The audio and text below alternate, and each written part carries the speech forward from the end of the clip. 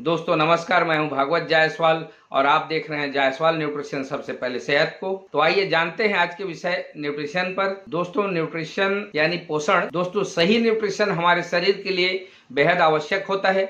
अगर हम अपने आहार में, अपने पोषण में सही न्यूट्रिशन का उपयोग नहीं करते हैं तो कई प्रकार की डिसीजों का सामना करना पड़ता है, बीमारियों का सामना करना पड़ता है। इसलिए विशेष तौर से हमें अपने न्यूट्रिशन पर ध्यान देने की आवश्यकता होती है। दोस्तों पहले जानते हैं न्यूट्रिशन क्या है और इसे बहुत ही आसानी से समझेंगे। दोस्तों जैसे कि आपने एक बाइक को देखा होगा, दो तेल की टंकियां होती हैं। एक में रहता है आपका पेट्रोल और दूसरे पे रहता है इंजन ऑयल। अगर हमारा पेट्रोल खत्म हो जाए तो जो बाइक हम चला रहे हैं वह उसी जगह पर रुक जाएगी। लेकिन अगर आपके पास पर्याप्त मात्रा में पेट्रोल हो और आप चला रहे हैं और इसी बीच में मोबिल है वह खत्म हो जाए, तो आप इमेज करिए कि आपके साथ क्या हो सकता है। दोस्तों आपने सही इमेज किया होगा, आपकी जो इंजन है वह सीज हो सकती है। ठीक इसी तरह से हमारे लिए न्यूट्रिशन का होना हो। न्यूट्रिशन के जो प्रकार हैं वह मुख्यतः 9 प्रकार के न्यूट्रिशन हैं, जो हमें दिन भर हमारी गतिविधि को बनाए रखने में, हमारे शरीर को ग्रोथ करने में, हमारे शरीर के मेंटेनेंस करने में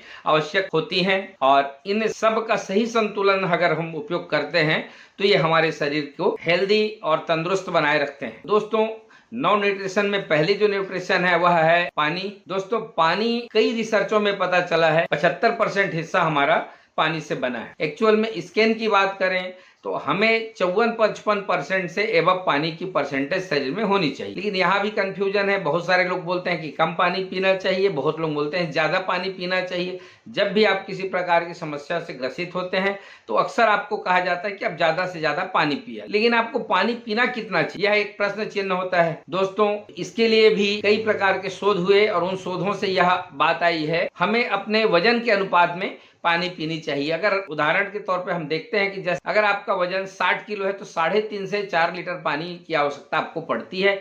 अगर उससे ज्यादा आपका वजन है तो पानी की मात्रा को बढ़ाने की आवश्यकता होती है, क्योंकि पानी हमारे शरीर को स्वस्थ रखने में, ब्लड सर्कुलेशन में, हमारे गट हेल्थ को सही करने में और साथ ही डिटॉक्स करने में, हमारे शरीर की पूरी सफाई करने में मदद करती है। इसलिए सही अनुपात में पानी पीना स्वास्थ्य के लिए बहुत लाभदायक होता है। दोस्तों दूसरा न्यूट्रिशन है कार्बोहाइड्रेट, जिसे रक्त शर्करा या फिर कार्ब्स के नाम से जाना जाता है। यह मानव शरीर के लिए एक ऊर्जा का स्रोत है। जब हम आहार लेते हैं, भोजन करते हैं, उसमें कार्बोहाइड्रेट्स होता है। यह एक मोटा अनाज के रूप में होता है, जैसे कि चावल, गेहूं, ब्रेड, दालें और बीन्स इत्यादि मोटे रूप में जो होते हैं, उससे हमें कार्बोज की प्राप्ति होती है। जब जब हम भोजन करते हैं तब यह कार्बोहाइड्रेट बनती है और ग्लूकोज में परिवर्तन हो जाते हैं, और जो ग्लूकोज है वह हमारे रक्त प्रवाह में शामिल हो जाता है और शरीर की कोशिकाओं को ऊर्जा प्रदान करने का काम करता है। कार्बोहाइड्रेट्स हमारे शरीर में और हमारे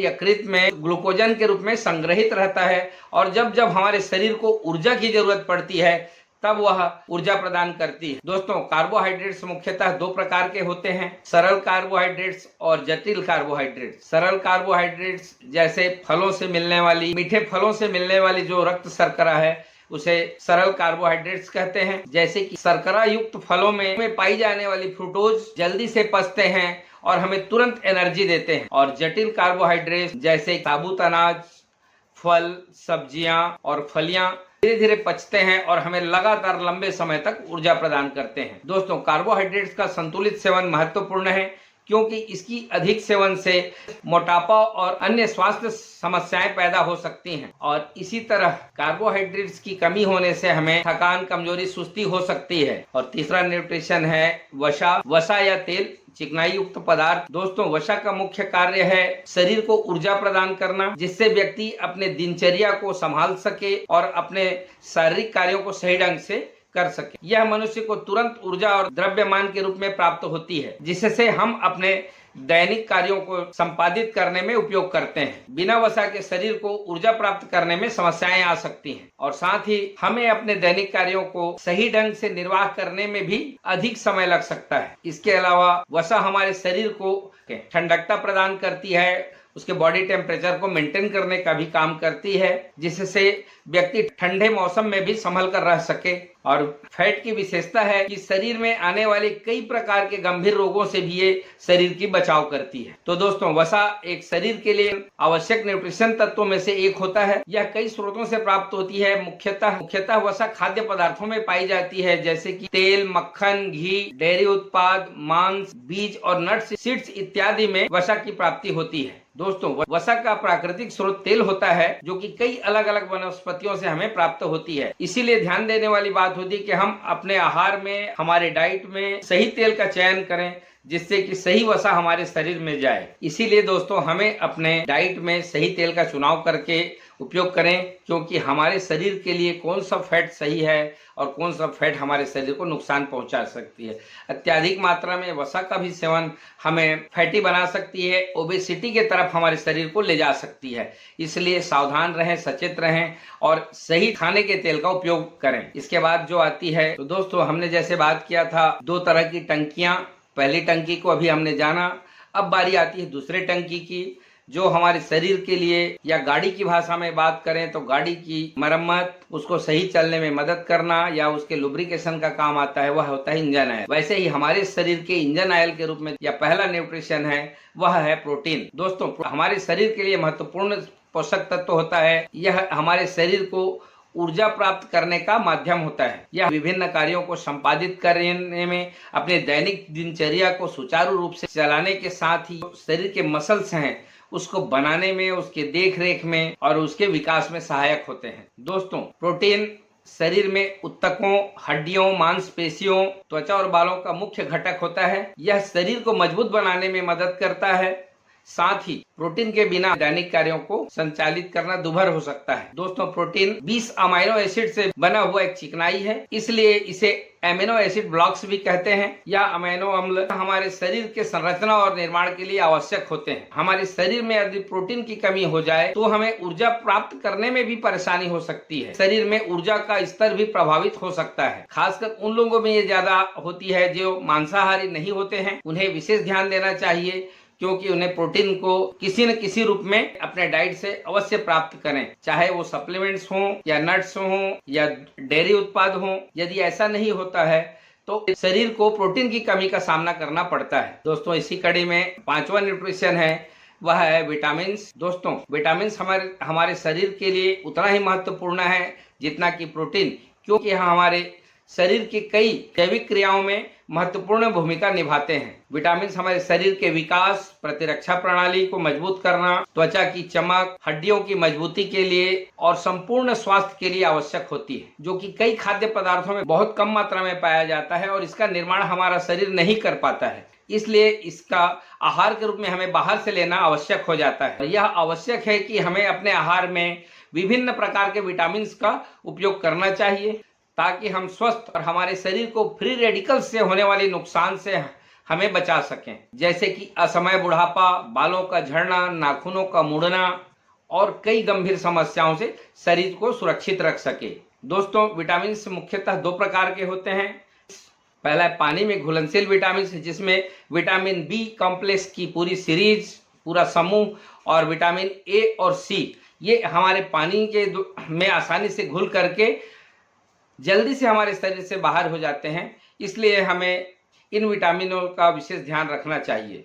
और दूसरा है फैट में घुलनशील विटामिन ए, डी, ई और के, जो जल्दी से प्रोसेसिंग फूड्स में से नष्ट नहीं होते हैं और हमारे शरीर को लगातार ऊर्जा प्रदान करते रहते हैं। तो दोस्तों, हमने अभी विटामिन को जाना, इसलिए हम अपने डाइट में विटामिन युक्त आहार को शामिल करें, जैसे कि ताजे फल हों, ताजी सब्जियां हों, इसे आहार में हमारे शामिल करना आवश्यक है।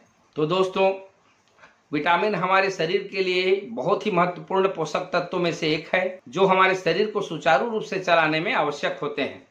इनका सेवन से हमारा शरीर स्वस्थ रहने में, रोगों से लड़ने में, ऊर्जा प्रदान करने में और समग्र शारीरिक विकास के लिए जरूरी होता है। विटामिन की कमी से अनेक स्वास्थ्य संबंधित समस्याएं उत्पन्न हो सकती हैं, इसलिए हमें अपने संतुलित आहार में विटामिनों की पर्याप्त मात्रा सुनिश्चित करना बहुत ही महत्वपूर्ण होता है। दोस्तों, अलग अलग विटामिन अलग अलग स्रोतों से प्राप्त होती हैं, इसलिए कई चीज़ों को शामिल करने की आवश्यकताएं होती हैं, जैसे कि ताजे फल हों, सब्जियां हों, अनाज है, डेयरी उत्पादों का उपयोग करके हम अपने शरीर को विटामिन प्रदान कर सकते हैं। दोस्तों इसके बाद जो छठवां न्यूट्रिशन है वह है मिनरल्स, खनिज तत्व। दोस्तों मानव शरीर में मिनरल्स का भी महत्वपूर्ण कार्य होते हैं, जो कि मानव जीवन के विभिन्न क्रियाओं को सुचारू रूप से संपादित करने में मदद करते हैं। खनिजों का हमारे शरीर में कई प्रकार के उपयोग होता है, जैसे कि कैल्शियम और फास्फोरस हड्डियों और दांतों की मजबूती के लिए आवश्यक होते हैं। कैल्शियम से हमारे हड्डियां मजबूत और स्थायित्व को प्राप्त करती है, जबकि फास्फोरस ऊर्जा संचय और वितरण में मुख्य भूमिका निभाता है। आयरन हमारे शरीर में ऑक्सीजन के प्रवाह में खून को बनने में मदद करता है। उसी तरह से जिंक इम्यूनिटी को बूस्ट करके रोग प्रतिरोधक क्षमता को बढ़ाता है। इसी तरह से सभी मिनरल्स की अलग अलग काम है और वो संयुक्त रूप से हमारे शरीर के लिए ही आवश्यक होती हैं। इन खनिजों का हमारे शरीर में सही मात्रा में उपस्थिति हमें स्वास्थ्य को हेल्दी बनाए रखने के लिए अत्यंत आवश्यक होती है, क्योंकि इसकी कमी और अधिकता दोनों ही नुकसानदायक हो सकती है। आहार के माध्यम से आवश्यक मिनरल्स का सेवन हमारे शरीर और मानसिक विकास स्वास्थ्य को बनाए रखने के लिए महत्वपूर्ण होता है। और दोस्तों सातवां न्यूट्रिशन है, पोषण है, वह है फाइबर्स, जिसे रेशा के रूप में जाना जाता है। हमारे खाने में उपस्थित फाइबर्स को हमारा शरीर पाचन और अवशोषित नहीं कर पाता है, लेकिन यह हमारे शरीर के लिए उतना ही महत्वपूर्ण है जितने कि अन्य तत्व। यह हमारे डाइजेशन में प्रोटीन और कार्बोहाइड्रेट्स के पचने के बाद जो बचा हुआ वेस्ट है उसे शरीर के द्वारा अपशिष्ट के तौर पर बाहर निकालने में मददगार होता है। फाइबर्स की सही मात्रा में लेते रहने से हमारे शरीर में डायबिटिक, ओबेसिटी या हार्ट संबंधित समस्याएं